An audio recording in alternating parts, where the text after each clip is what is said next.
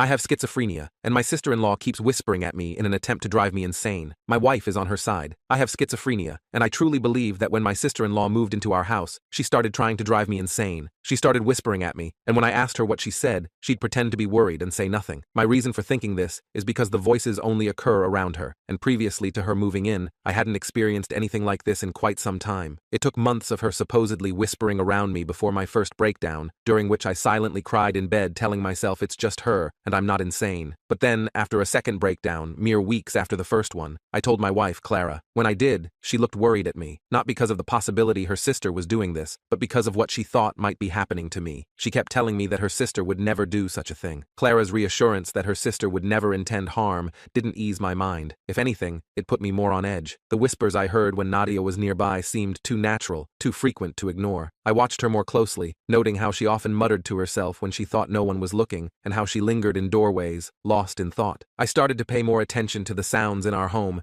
trying to catch clear words or phrases from Nadia that would prove I wasn't imagining things, but the more I listened, the less I seemed to understand, hearing only bits that made no sense. Clara's frustration with me grew as she saw me becoming more withdrawn and obsessed with proving Nadia was whispering. Months passed, and even though I was taking my meds right and seeing my psychiatrist regularly, the whispers that I believed were coming from Nadia continued. My doctor had adjusted my medications several times in an effort to subdue what was diagnosed as auditory hallucinations, but no adjustment seemed to make a difference. Every tweak brought a flicker of hope that quickly faded as the murmurs continued. The more I heard, the more I studied Nadia's every action, every whisper, every subtle glance she made, I saw as a confirmation of her intent to weaken my mental health. I was certain she was whispering just low enough for me to hear, but without enough clarity for me to confront her directly. I felt Clara watch my condition worsen and could sense her growing concern. Initially, she dismissed my accusations as a symptom of my illness, trusting her sister completely. However, as my fixation on Nadia's supposed whispers intensified, so did the tension within our home. Clara found herself in a difficult position, torn between her loyalty to her sister and her commitment to support me. One evening, the situation escalated dramatically. While walking down the hallway, I heard it, a whisper, clearer than ever, unmistakably from Nadia. It was a simple, sinister murmur, just audible enough to catch. My heart pounded as I rounded the corner into the kitchen, where I found Nadia, a glass of water in her hand, seemingly oblivious to my presence. I was so over it at this point. I couldn't hold back any longer. I yelled at her. I told her to quit the charade and just admit it was her whispering to me. I then asked her why she was doing this and what she could possibly gain from it. She acted like she didn't know what I was talking about and began to cry. She cried and ran out of the house. I knew she was going to call Clara, and I panicked.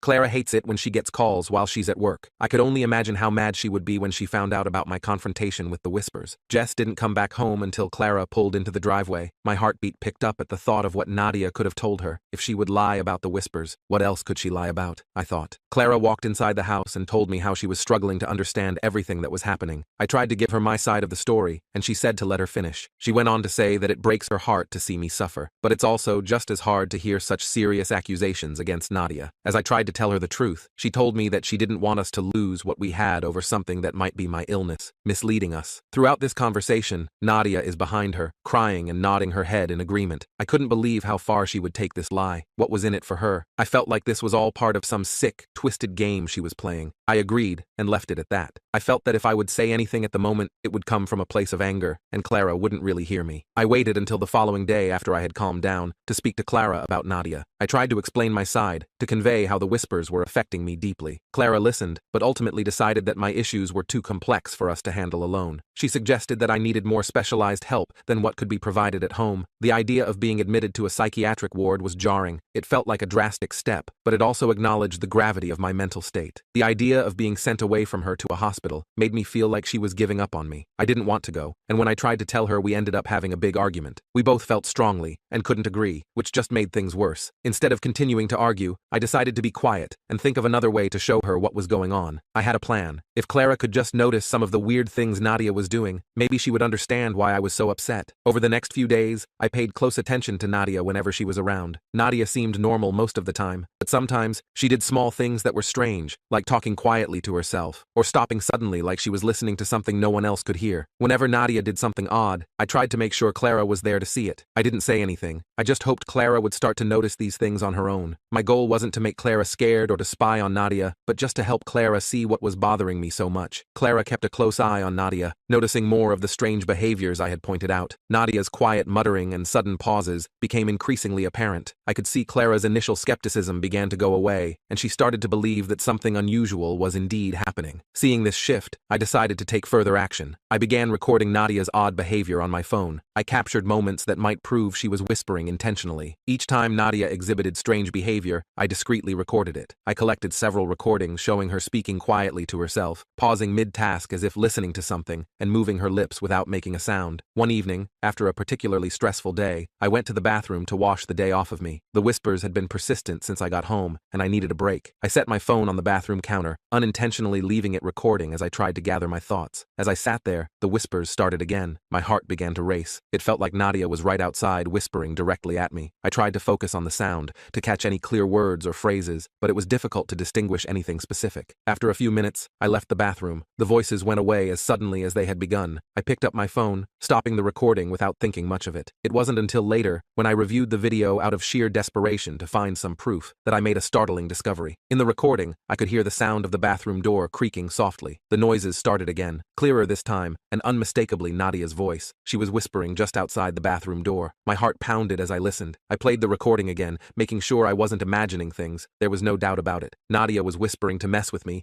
and now I had proof. The realization hit me hard. I wasn't losing my mind. Someone was intentionally trying to make me think I was. Now that I had this new evidence, I felt like this was exactly what I needed to prove to Clara that I wasn't crazy, and finally get back on track with my psychiatrist. What I was experiencing was real. Nadia's whispers weren't figments of my imagination. I decided to get more evidence as the days progressed. Eventually, one evening when I gathered enough courage, I showed Clara the recordings. She watched closely, her expression changing from concern to shock as she saw the evidence. The videos showed Nadia muttering while cooking, stopping abruptly in conversations, and speaking softly to no one. Clara's face grew pale as she processed what she was seeing. I felt the tension between us ease as we now understood one another. We decided to confront Nadia with the evidence. The next evening, we asked Nadia to join us in the living room after dinner. Clara began the conversation gently, expressing concern for Nadia's well-being and mentioning that we had noticed some unusual behavior. Nadia looked anxious as I showed her the recordings. Her composure started to crack, her hands began fidgeting, and her eyes were darting around the room, avoiding our gaze. After watching the recordings, Nadia finally broke down. When Clara had given her a moment to explain herself, her voice was barely a whisper. She admitted to whispering outside the bathroom door, in the kitchen, at dinner, and every other time. She acknowledged that she had been deliberately trying to mess with me. She looked ashamed. Clara pressed her for the reason behind her actions. She needed to understand why Nadia would do something so cruel. The urgency in Clara's voice grew as she demanded an explanation. She was losing patience with her sister. Nadia hesitated, struggling to find the right words. Finally, she confessed that she believed it was not safe for her to live in the same house as me